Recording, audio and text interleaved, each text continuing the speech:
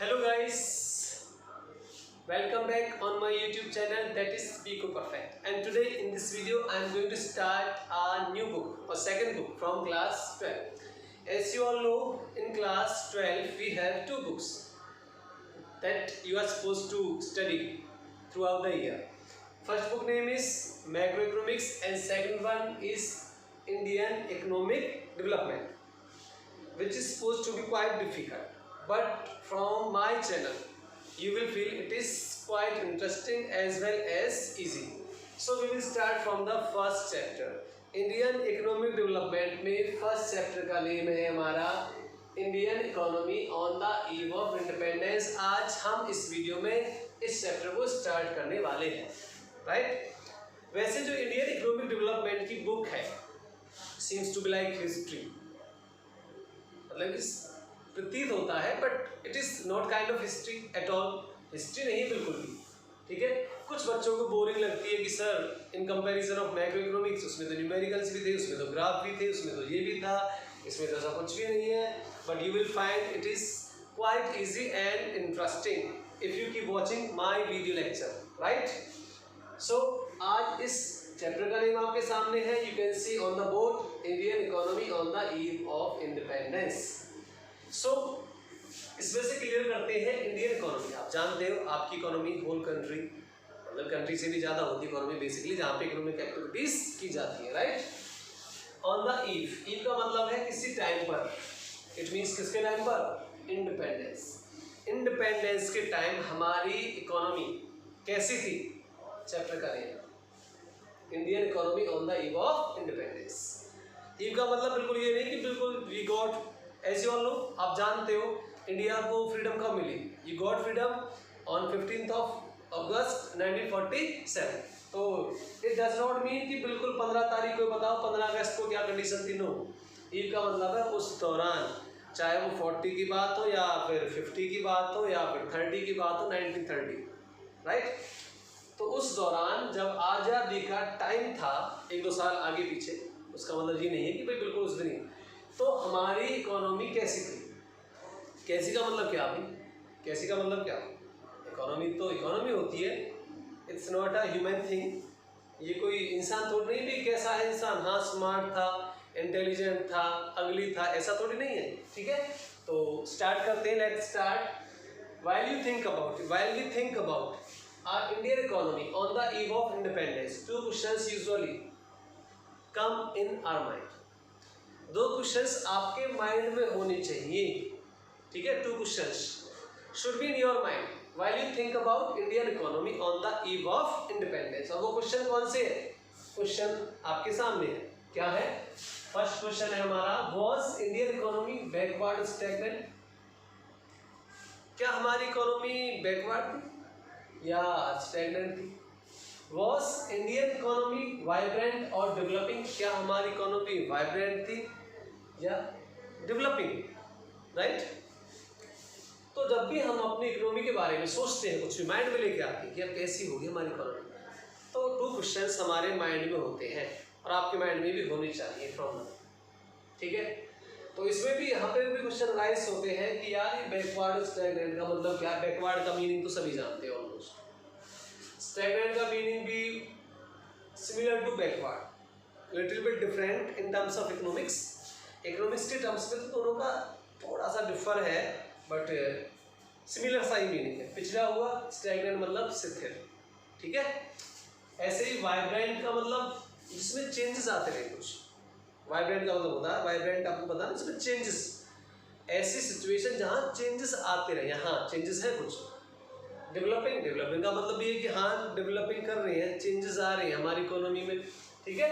तो इनसे related questions हमारे माइंड में स्ट्रक करते हैं जब हम अपनी इकोनॉमी के बारे में सोचते हैं. कब? On the eve of independence, आज़ादी के टाइम, आज़ादी के दौरान, इंडिपेंडेंस के टाइम. तो इन क्वेश्चंस का आंसर देना है हमें फ्रॉम दिस सेट. जब इनका आंसर आप फाइंड कर लोगे, सर्च कर लोगे, चैप्टर तो हो गया, क्योंकि हमारा चैप्टर का नेम क्या है? How was Indian economy on the eve of independence. Indian economy कैसी थी on the eve of independence. आपको पता चल जाएगा तो आप 1 मिनट में कह दो कि भाई Indian economy was backward as well as stagnant on the eve of independence. वैसे सपोज कीजिए if I ask you the same question, so what would be your answer? Most of you are thinking कि यार economy की हालत तो वैसे बुरी ही होगी, बैकवर्ड सी होगी, राइट? एग्जैक्टली, हैवी बैकवर्ड और स्टैग्नेंट दोनों ही तरीके के फीचर्स मिलते थे उस दौरान, ठीक है? बेसिकली बैकवर्ड और स्टैग्नेंट, वाइब्रेंट, डेवलपिंग में बिल्कुल क्या डिफरेंस है वो भी डिस्कस करेंगे हम लेटर, बट अभी नहीं। अभी बस ये कि बिल्कुल हमारी जो इकोनॉमी थी बैकवर्ड और स्टैग्नेंट थी, किस बेसिस पे मैंने बोल दिया, चैप्टर स्टार्ट हुआ नहीं और आंसर पहले बता दिया, इसका मतलब इस चैप्टर का कंक्लूजन पहले ही बता दिया। ये कैसे पॉसिबल है भाई? ठीक है, तो किस बेसिस पे? बिल्कुल हवा में तीर नहीं चलाऊंगा, कुछ बेस तो होना चाहिए। एग्जैक्टली यार, कैसे बोल दिया हमने कि Indian economy was not in good condition या was backward as well as stagnant? किस बेसिस पे? कुछ ना कुछ तो बेस होना चाहिए। You must have some proof to say this, to say what, to say that Indian economy was backward और स्टैग्नेंट। तो इसके लिए हमारे पास क्या प्रूफ है या what proof you are going to collect? ठीक है, तो सबसे पहले इकोनॉमी होती क्या है? वैसे इकोनॉमी को तो कई तरीके से डिफाइन कर देते हैं कि economy is that area in which economic activities are done. तो वो एरिया कौन कौन से हैं, तो इसीलिए मैंने पहले ही फ्लो चार्ट बनाया है, ठीक है? तो ये फ्लो चार्ट शो करता है कि किसी भी इकोनॉमी में बेसिकली ये सेक्टर होते हैं, यानी इन डिफरेंट सेक्टर से मिलके इकोनॉमी बनती है, ठीक है? इस तरीके से बोल सकते हैं, या इकोनॉमी को हम ऐसे सेक्टर वाइज इस तरीके से क्लासिफाई कर सकते हैं। तो कोई भी इकोनॉमी बैकवर्ड है, एडवांस है, डेवलपिंग है, किस तरीके की है इकोनॉमी, वो पता चलता है उस इकोनॉमी में जो डिफरेंट सेक्टर्स है ना उनकी स्टडी के बाद। आई रिपीट, जो डिफरेंट सेक्टर्स होते हैं किसी भी इकोनॉमी में उनकी स्टडी के बाद पता चल जाएगा हमें कि इकोनॉमी कैसी थी। तो ये कुछ हमारे सेक्टर्स हैं जिनकी आपको स्टडी करनी है। पहले इनकी स्टडी करो, इन सेक्टर्स की कंडीशन देखो, ऑटोमेटिकली आप डिसाइड कर लोगे, आप ही बता दोगे कि इकोनॉमी हमारी कैसी थी, ठीक है? अब ये देखने के लिए कि भाई डेवलप्ड है, बैकवर्ड है, तो आज के टाइम की हम बात करें तो क्या देखते हैं यार? बस यही चीज़ देखते हैं। देखो पहले क्या नहीं था, आज क्या क्या चीज़ है। आज हमारे पास कितनी सुविधा, देखो ऑनलाइन क्लासेस, वीडियो लेक्चर ले रहे हैं हम। कभी क्या सोचना, कभी 50 ईयर्स एगो ऐसी कोई सुविधा थी? बिल्कुल नहीं थी, मोबाइल फ़ोन वगैरह ही नहीं थे। अब देखो कितना स्मार्ट टाइम है, टेलीविज़न देखो, फिर टेलीविज़न फिर LED, फिर ठीक है LCD आई, फिर अब LED, अब HD LED। तो ये डेवलपमेंट ही तो है। इलेक्ट्रिसिटी नहीं थी, रोड्स नहीं थे, बहुत सारी चीज़ें, एजुकेशन नहीं थी, या अब है, या जो आज भी चाइना है, USA है, वो हमसे भी डेवलप्ड है। अभी भी इंडिया के बारे में क्या बोला जाता है कि India is a developing country, और while we think about USA और चाइना बोलते हैं कि वो तो डेवलप्ड है। डेवलप्ड क्यों है?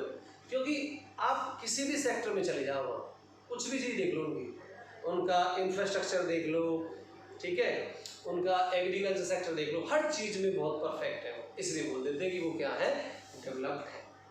तो डेवलप्ड तो हम आज तक भी नहीं है, वो तो मैंने इसलिए क्वेश्चन लिखा भी नहीं है, क्योंकि डेवलप्ड की तो अभी भी लड़ाई चल रही है, अभी भी India is a developing country है।